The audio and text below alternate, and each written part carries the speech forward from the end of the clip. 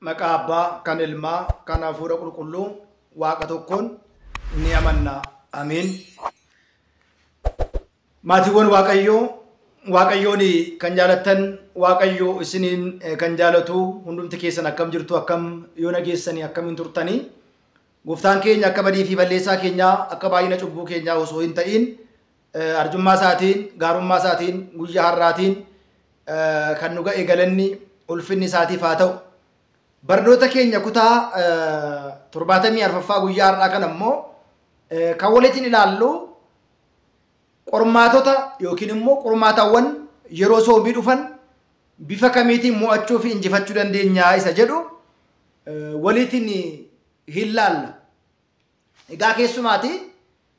dhimmi qormaataa gaafa ka'u waa'ee qoramuu gooftaa keenya qoricha keenya Iyyasuus Kiristoosiitiin beekuu fi baruun barbaachisaa ta'a jecha. Seenaa kana yoo hubanne,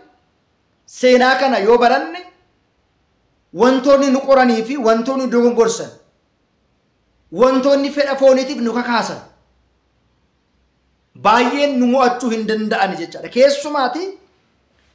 rakkoon yeroo soomii nu mudatu rakkoo fedha fooniiti. Nyaata ta'uu danda'a, dhugaatii ta'uu danda'a,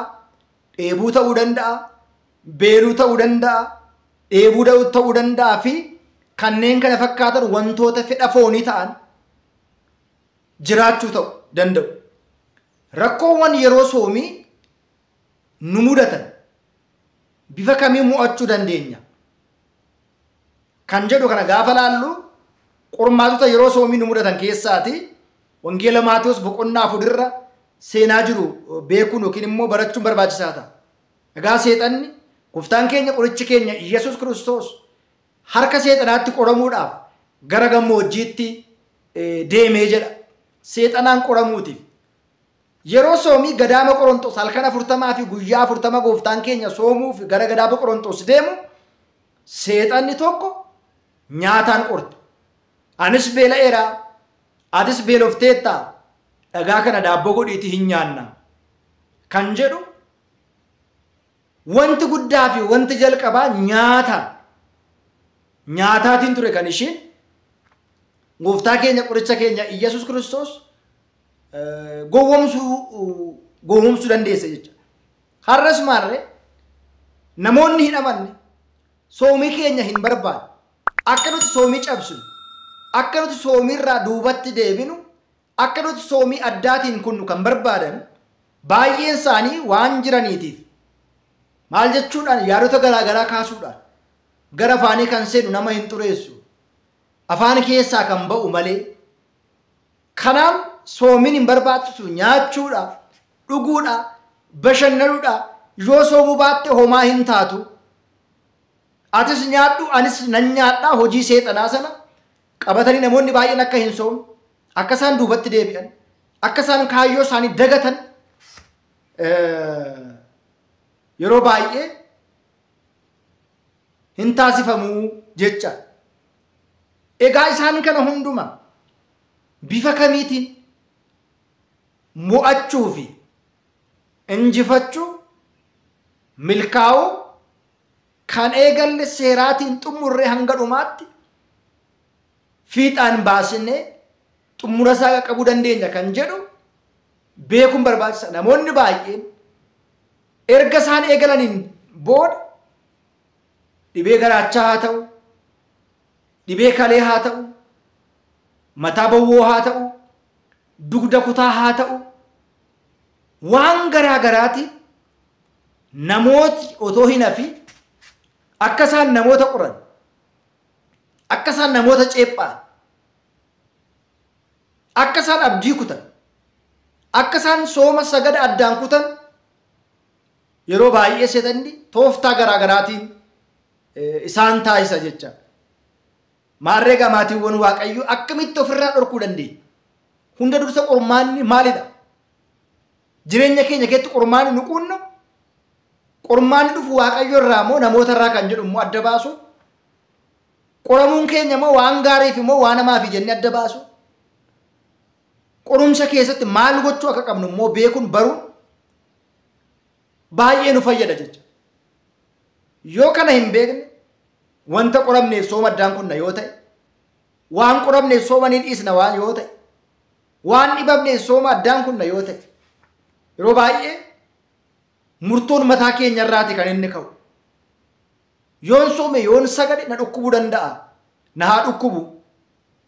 foon koo dhukkube malee lubbuu koo hin dhukkubu rakkoon kun foon koo miidhe malee lubbuu koo miidhuu hin danda'u rakkoon kun arraaf na miidhe malee borumaa na gochuu hin danda'u jireenya itti argadha eebba itti argadha jennee murteessuun barbaachisaadha murtoo keenya barbaada jecha murtoo mataa keenyaa barbaada sirratti maarreegaa qulqullichi Yaaqoob ergaa Yaaqoob boqonnaa 1:12 kaasine gaafa ilaallu eenyumtuu gaafa qoramu waaqayyootiin hin qorama jedhee hin jedhin maaliif yoo jenne waaqayyo waan namaatiin nama qoru waan ta'eef waaqayyo waan gaariif akkuma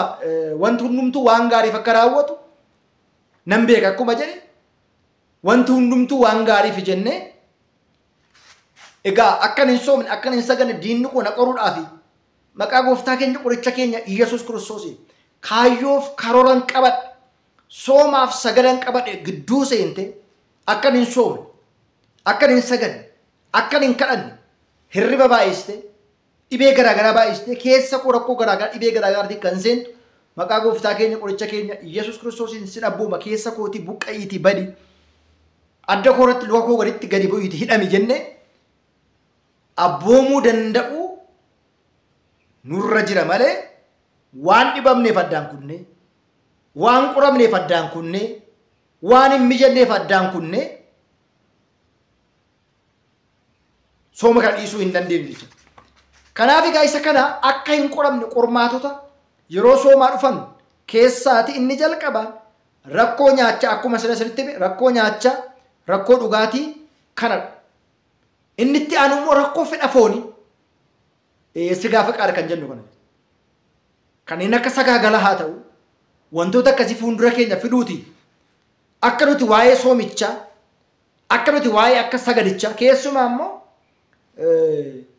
maal jedha ofiin of hawwii baasuu kan jedhamu fedha ofiitiin hawwii baasuu kan jedhamu wantoota gaarii hin taane danuusaa keessa keenya fide hamaa gaafa yaadnu ani hamaa yaadaa akkamittan soomu hamaa hojjechaa akkamittan soomu kana nyaachaa akkamittan soomu otoon hin sagalee akkamittan sooma jenne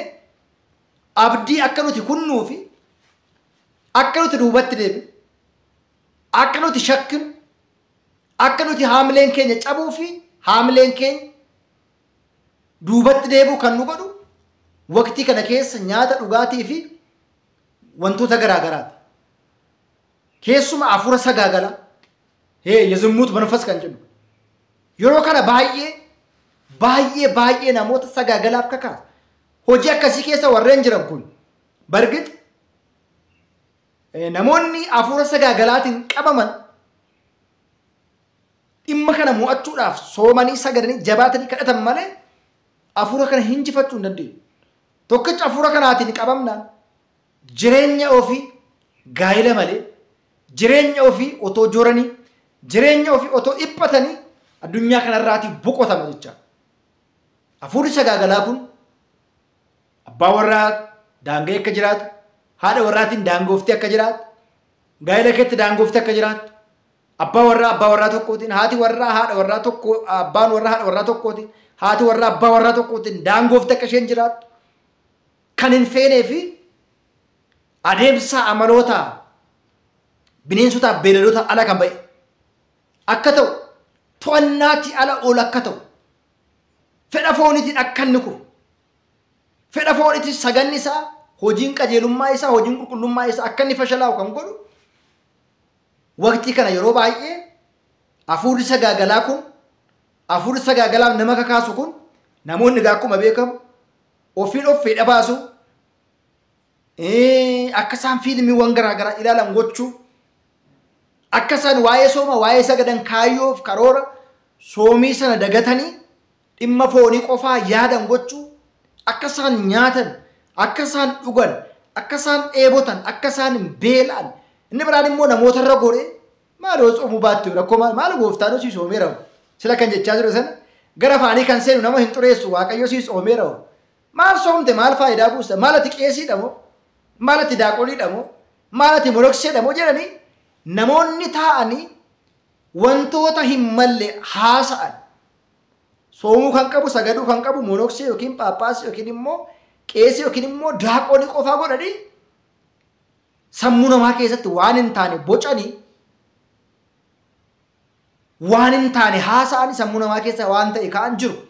Kanaaf gaa maal gochuu qabnaan inni guddaa yeroo akkasii yeroo soomiif sagadaaf qophoofnee gufuun baay'atu akka malee sagaduu akka malee kadhachuu akka malee soomuu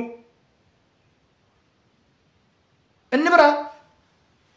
abjuu halkanii faallee baay'isuudhaan hilmaleeti kan jennu abjuun halkanii kun dhiira irrattis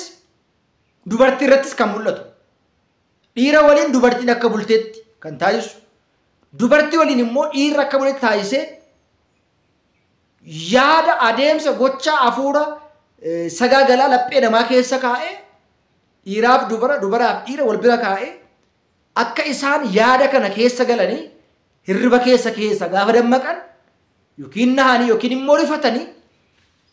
sooma eegalan sana addaatiin kutan akka isaan irraa gufatan karoora isaanii kaayyoo isaaniirraa duubatti akka isaan deebi'an yeroo akkasii kana waqtii soomii kana akkuma isinitti hime namoota warra gaa'ela hin qabne haa turuuti warreen gaa'ela qaban akka isaan soomii dhiisanii egaa amma yeroo waqtii soomii kana abbaa warraa fi haati warraa siree tokko akka isaan ciisan hin eeyyamamu fedha foonii akka isaan raawwatan hin eeyyamamu amma danda'ametti siree irraa bu'anii akka isaan lafa rafan ta'a nyaatallee humnaa ol quufne akka nyaannuuf hin eeyyamamu erga sooma hiikne wantoota akka midhaan dheedhii kana kanneen akka akaawii kanneen akka mulluu kanneen akka maxinoo kanneen akka daabboowwan garaagaraa akka nyaannu manni kiristaanuu barsiisa. Fakkeenyaatiif ganama sa'aatii 12 hanga waaree booda sa'aatii 9tti soomne gallee gosa garaagaraa kuduraa fi fuduraa nyaanni amma garaan keenya as ga'utti nyaanna yoo ta'e sooma nuti kalee soomne sun guyyaa soomaa oolle sun faayidaa hin qabu jecha. Nyaatallee daangessu dhugaatiilee daangessu as keessatti immoo alkooliiwwan garaagaraa keessatti illee fayyadamuu dhiisu wantoonni akka nama macheessan soomni wantoota nama macheessan dhuguu dhiisuudha. Kanaaf qormaatota gurguddaa yeroo soomii dhufan nyaata dhugaatii sagaagala wantoota akkasii kana sagadaan nyaata hir'isuun nyaata bishaataa nyaata kuduraa fuduraa ta'an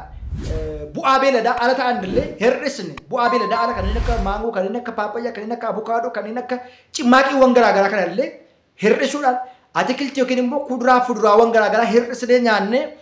amma danda'ametti otoo keessi keenya fedhu nyaata hir'isu otoo hirriba barbaannu hirriba hir'isnee sagaduu kadhachuudhaan qormaata gurguddoo yeroo soomaa kana quunnaman mo'achuu fi injifachuu hin dandeenya. Barnoota keenya kutaa 75ffaa keessatti immoo ammas dhimma soomii irratti walitti hin barannaa. Anaaf dubbattii afaanii isin immoo gurra ittiin dhageeffattan kennite.